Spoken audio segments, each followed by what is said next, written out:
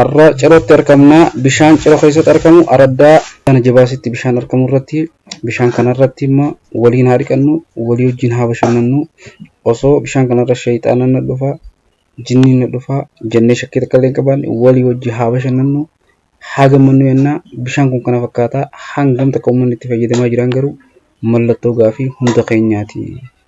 Mallattoo gaafii hunda keenya kan deebisisinu.